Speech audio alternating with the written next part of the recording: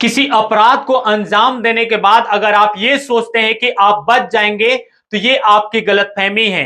किसी जघन्य अपराध को अंजाम देने के बाद आप ये सोचते हैं कि आपको पुलिस नहीं पकड़ पाएगी और आपको कुछ नहीं होगा, अगर आप ऐसा सोचते हैं, ये भी आपकी एक बहुत बड़ी भूल है। क्योंकि 2 साल पीछे एक जघन्य हत्या के अपराध को अंजाम देने वाले 3 और ऐसे ही आरोपी को 2 साल बाद जेल की सलाखों के पीछे डाल दिया गया है। आपको बता दें कि मिरोनी जो डैम है, उस डैम में बेहोश करके एक शख्स को फेंक दिया गया था और फेंकने के बाद जो आरोपी थे वो खुलेआम घूम रहे थे, मौज कर रहे थे, जिंदगी को जी रहे थे। लेकिन उसे कब धीरे धीरे पुलिस उस तक पहुंचती गई और 2 साल बाद आज उन्हें जेल भेजा गया है। दरअसल ये जो पूरा मामला, ये भी आपको बताएंगे।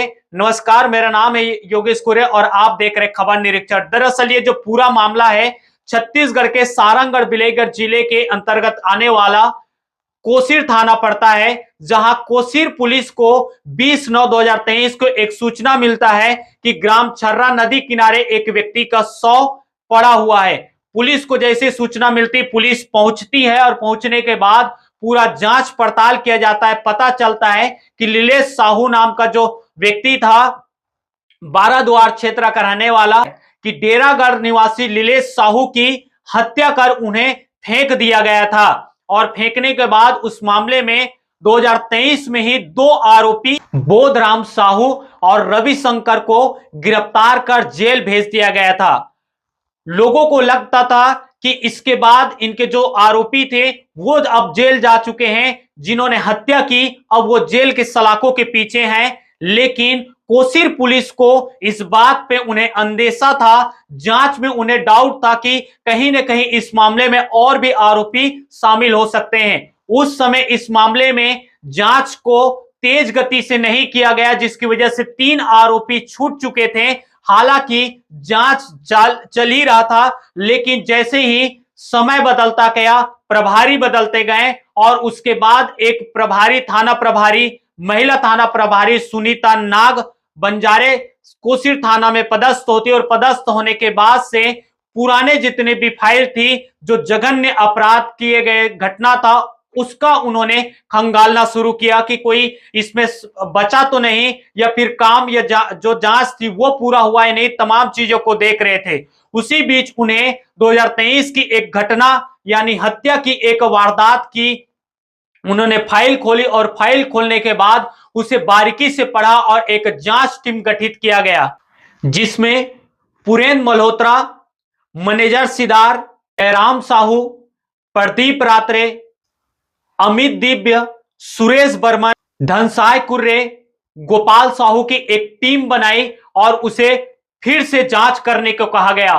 पुलिस एक एक करके कड़ी जोड़ती गई, सुराग जुटाते गए और उसके बाद अंत में 3 आरोपी तक पहुंचने में सफलता हासिल की है। फिलहाल आपको बता दें कि कोसीर पुलिस ने कल यानी कि 7 तारीख को 3 आरोपी को पुलिस ने पकड़ने में सफलता हासिल की है और उन्हें जेल भेज दिया गया है। आपको यह भी बता दें कि यह पूरा घटना किस तरीके से अंजाम दिया गया था।